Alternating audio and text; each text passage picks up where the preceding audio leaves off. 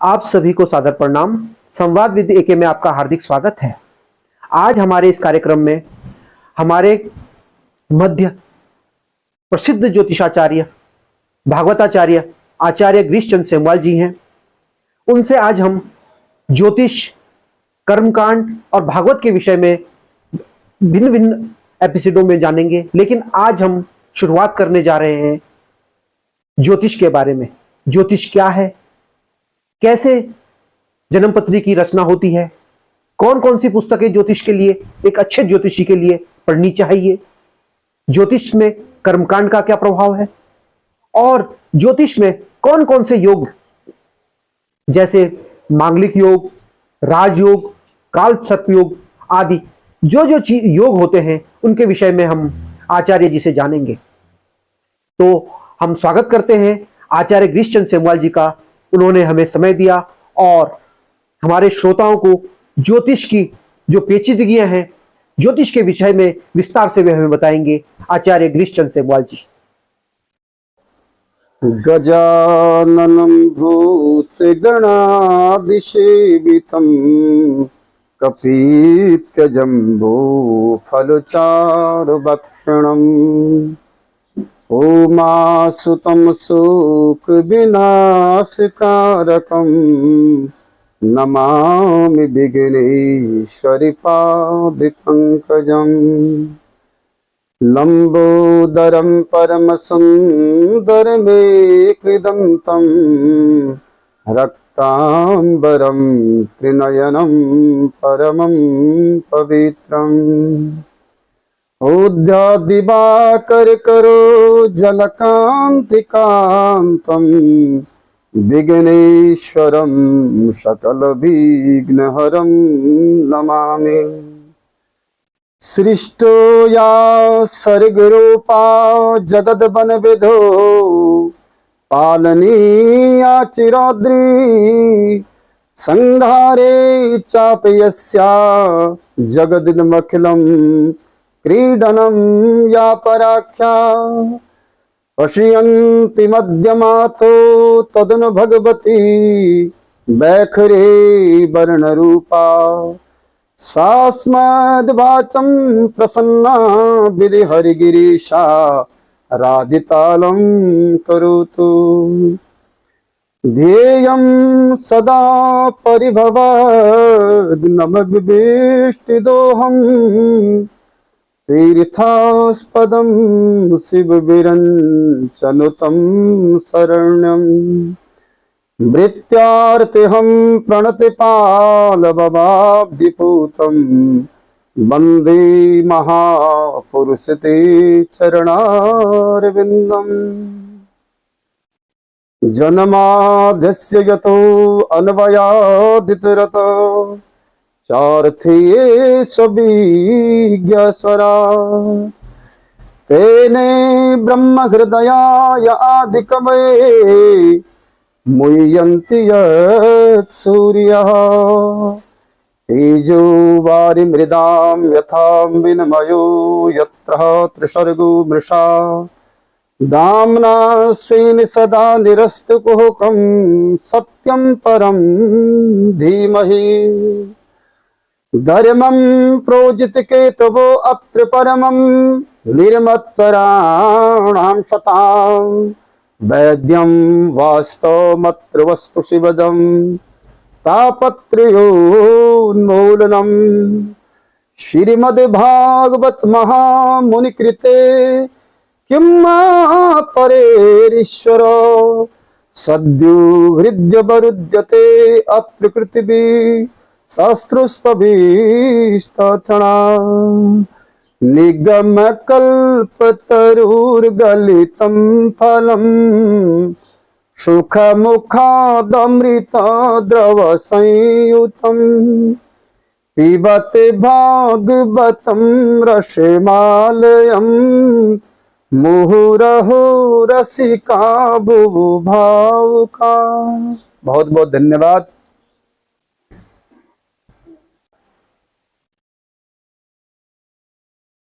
प्रिय दर्शकों, सभी को मेरा प्रणाम है और मुख्य रूप से हमारे मित्र संवाद विद एक के से अनिल कांडपाल जी, बहुत बहुत धन्यवाद। आज आपने मुझे मौका दिया है। मैं कई विगत वर्षों से ये प्रयास में था कि ज्योतिष पे कुछ चर्चाएं की जाए, और ये मैंने सोचा भी है, लेकिन आज ये भगवान की कुछ कृपा हुई कि आज स्वतः ही आप मेरे ऑफिस में आए हैं और इस पे कुछ चर्चाएं करेंगे।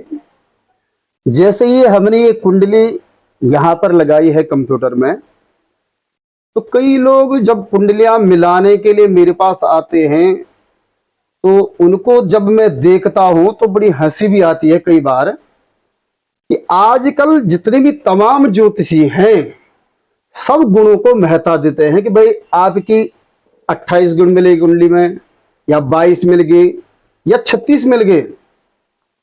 तो फिर ऐसे में तलाक की नौबत ये क्यों आ रही है, मानी विवाह विच्छेद क्यों हो रहा है? ये सबसे बड़ा प्रश्न है आज के युग का। तो इस पे यदि विस्तृत बात करें तो गुण जो है कोई भी महत्ता इसमें नहीं रखता है। इसमें ज्योतिष में मिलान जब हम कुंडली का करते हैं तो उसमें सबसे पहले हम मंगल पे तमाम ज्योतिषी विचार करते हैं भाई कि लड़का मांगलिक तो नहीं है या लड़की मांगलिक तो नहीं है, ये भी देखना बहुत अनिवार्य है। लेकिन साथ साथ जो है जो विवाह का कारक है वो शुक्र है, दाम्पत्य जीवन का कारक शुक्र है। तो यदि किसी की कुंडली में जन्म पत्री में हम देखते हैं कि लड़का और लड़की की कुंडली में यदि 22 गुण मिल गए या 24 गुण मिल गए या 26 गुण मिल गए, और अगर आपका शुक्र सूर्य के घर में बैठा है, यदि आपका शुक्र जो है सिंह राशि में बैठा है और आप भले मांगलिक नहीं हैं तब भी विवाह विच्छेद हो जाएगा। ये मैंने लगभग 28 वर्षों से मैं इसमें ज्योतिष में एक प्रयोग कर रहा हूं। तो सूर्य के घर में यदि शुक्र आपका बैठ, जैसे मेष में बैठ गया आपका, यदि सूर्य उच्च का है और साथ में सूर्य के घर में शुक्र बैठ गया, वहां भी विवाह विच्छेद हो सकता है। मंगल को देखना एक तरफ है, शुक्र को देखना बहुत जरूरी है, लेकिन शुक्र पे कोई लोग विचार ही नहीं करते। मैंने अभी तमाम कई कुंडलियां देख ली जिनमें कि आपके 28 गुण मिले हैं, लेकिन तब भी जो है तलाक हो गया, ये तलाक की नौबत। तो सभी दर्शकों से मैं ये निवेदन करता हूं कि मंगल के पीछे मत पड़िए। कारक जैसे आंख देखती है, आंख का काम खाली देखने का है, ऐसे ही विवाह का कारक शुक्र है। शुक्र की कुंडली में अच्छी पोजीशन होना बहुत जरूरी है, तभी दाम्पत्य जीवन का आनंद आएगा। तो इसलिए प्रिय दर्शकों, आप ये भ्रांतियां या ज्योतिषाचार्य जितने भी हैं, खाली गुणों पे न जाएं। कुंडली के मिलान में, जन्म पत्री के मिलान में मंगल के साथ साथ शुक्र का विचार भी बहुत अनिवार्य है। दूसरा, खडाष्टक पर बड़ा विचार होता है कि भकुड़ दोष 3 प्रकार का होता है। तो इसमें सबसे जो खतरनाक दोष है वो षडाष्टक दोष है। तो षडाष्टक दोष भी जो है, यदि इसमें शत्रु षडाष्टक होता है तो बहुत जो है ज्यादा हानिकारक है। तो इसलिए इस पे तो विचार करने के लिए बहुत कुछ देखा जाता है। लिखा है कि नूने नवांशे तो कलत्र शूकम, नववांश में देखना बहुत जरूरी है। तो यहां पर हमारे पास एक कुंडली हमने कंप्यूटर पे लगाई है, नाम तो नहीं बताएंगे, लेकिन इस पे यदि विचार किया जाए तो यहां पर लग्न में लग्नेश चंद्रमा बैठा है, और चंद्रमा है, ज्योतिष में चंद्रमा को प्राण कहा गया है। लग्नम देहो वर्गषट अंकानी प्राणो चंद्र प्राणम नष्टम सर्व नष्टम विचिंता। तो जिन व्यक्ति की ये कुंडली है यहाँ पर हमने लगाई है, तो इनका चंद्रमा लग्नेश लग्न में बैठा है, तो सुंदर चेहरा, सुंदर आकृति, सुंदर वाणी, और यहाँ 10वें भाव में मंगल बिल्कुल राजनीति में ले जाने के लिए प्रखर बैठा है। तो हमारे पास जो है 5 योग होते हैं, उनको पंच महापुरुष योग कहते हैं। तो यहाँ पर आपकी कुंडली में रोचक नाम का योग है, और ये रोचक नाम का योग आपको निश्चित ही बाल्यकाल से राजनीति में लेके जाएगा। तो जिन व्यक्तियों का ये मंगल राजनीति 10वें भाव में जो बैठा है, ये कारक बन के बैठा है मंगल, तो मैं देखता हूं कि आपके इस मंगल के कारण राजनीति क्षेत्र में आपकी बहुत अच्छी पकड़ है, ये पहले से ही है। तो ये मंगल महाराज सबसे उत्तम है जमीन के लिए, भूमि के लिए, मकान के लिए। तो हमारे पास जो है पंच महापुरुष योग होते हैं। उन पंच महापुरुष योगों में अगर आपकी कुंडली में भी एक योग बन गया तो फलित में लिखा है, मानसागरी में लिखा है कि एकोप केंद्रे बुध जीव शुक्र क्रूरा सहस्त्राण विरुग्धयुगता तथापि सर्वाणि पियातना समयथा मृगात की सिर दर्शनम बुधम दस्सतानि शुक्रम दशस्त्राणि लक्ष्मीकम दोषाणाम गुरु लग्नो विपोहति। तो यहाँ पर आपकी कुंडली में जो ये मंगल बैठा है, रोचक नाम का योग बना के बैठता है। ये आपके लिए भूमि, मकान, जमीन, जायदाद के लिए। और ये हमेशा कैसा योग होता है, ये दूसरे को दबाने के लिए भी बैठा है। यदि आप चार आदमी के बीच में जाएंगे तो ये मान, प्रतिष्ठा इत्यादि जो है सर्वोपरि आपको देगा।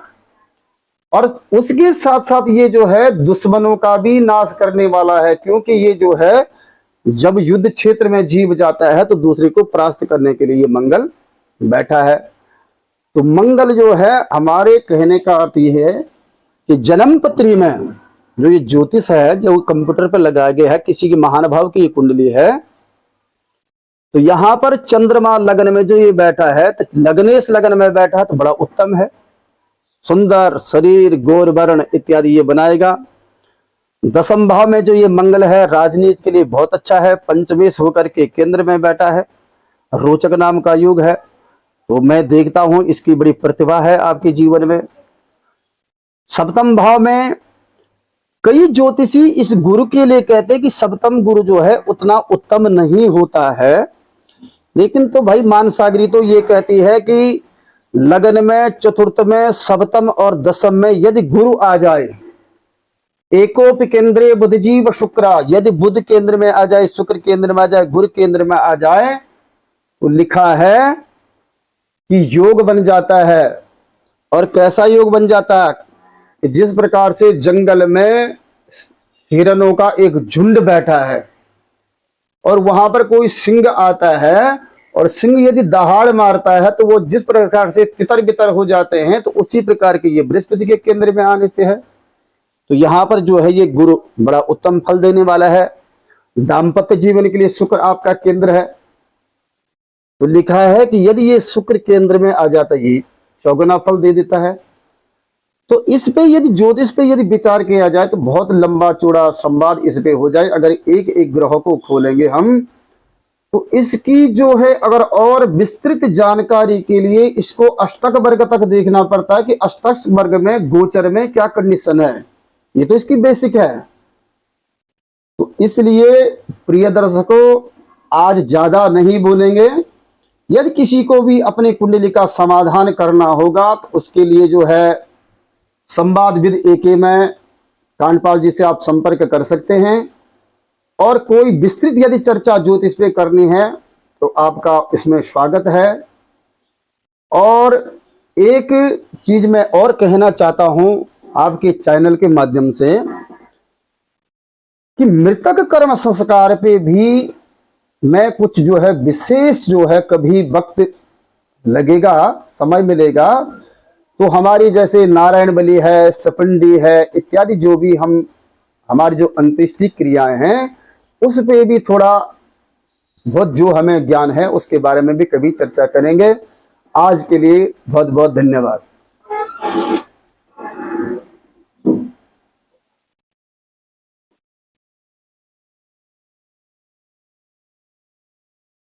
धन्यवाद आचार्य जी। आपने बहुत ही सुंदर शब्दों में ज्योतिष की व्याख्या हमारे सामने की और एक कुंडली का आपने बहुत अच्छा जो निष्कर्ष यहाँ पर दर्शकों के सामने किया। अब मैं आपसे एक प्रश्न पूछना चाहता हूँ कि एक अच्छे ज्योतिषी के लिए किन किन पुस्तकों का, किन किन ज्योतिष से संबंधित वो महत्वपूर्ण पुस्तकें कौन कौन सी हैं जिनको पढ़कर एक अच्छा ज्योतिषी बना जा सकता है। मैं जानना चाहता हूँ, हमारे दर्शक जानना चाहते हैं कि एक अच्छे ज्योतिषी के लिए किन किन पुस्तकों को पढ़ना चाहिए। बहुत धन्यवाद। बहुत ही उत्तम प्रश्न है आपका।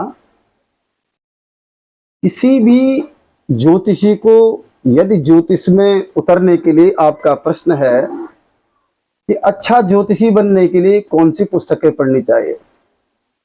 मैं तो सबसे पहले यही कहूंगा कि सबसे पहले यदि भगवान की कृपा किसी जीव पे हो जाती है तो उसके लिए तो वो अनंत प्रसाद बन जाता है, क्योंकि ज्योतिष के दो खंड हैं, गणित और फलित।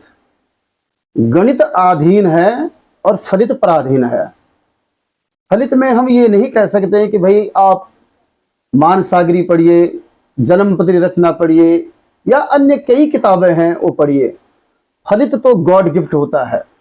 आप पे भगवान की कृपा हो जाए, आपको कुछ याद हो जाए, आप पे मां सरस्वती की कृपा हो जाए, तो आपके मुख से जो निकल रहा है वही फलित होने लग जाएगा। पहला नियम यही है। कोई अपने इष्ट देवता का उपासक होता है, किसी पे नरसिंह भगवान की कृपा, किसी पे सिद्धनाथ की कृपा, कोई माँ गाय माता का भगत होता है, किसी पे माता पिता का आशीर्वाद होता है।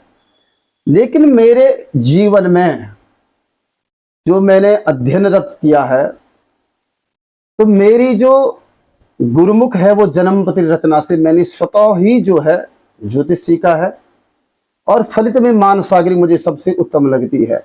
इनके जो श्लोक हैं, योग हैं और जो भी फलित है तो वो सबसे उत्तम है। दूसरा, ज्योतिष तभी जो है काम करेगा, आपकी कुंडली तभी काम करेगी यदि आपके पास डेट ऑफ बर्थ और टाइम और स्थान तीनों चीजें अति उत्तम होना जरूरी है, माने ये शुद्ध होना जरूरी है, तभी फलित हो सकता है। तो अच्छे ज्योतिष बनने की भगवान की कृपा सर्वोपरि है। धन्यवाद आचार्य जी। अब हम जानना चाहते हैं कि ज्योतिष में कौन कौन से प्रमुख योग, वे कौन कौन से प्रमुख योग हैं जिनका मनुष्य के जीवन पर प्रभाव पड़ता है। कृपया हमें प्रमुख योगों के विषय में भी बतलाइए।